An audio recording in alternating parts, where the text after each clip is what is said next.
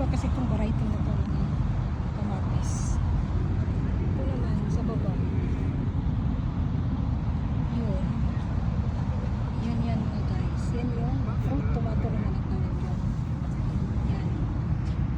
Yan, fruit tomato naman ang tawag. Yan, diba magkaiba sila? Ito kasi pahaba. Pahaba.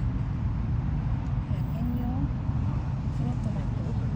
Magkaiba sila dito sa grape tomato. Pero kasi siyang grapes.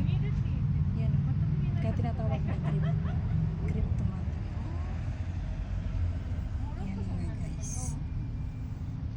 Dami pa niyang bunga mga guys.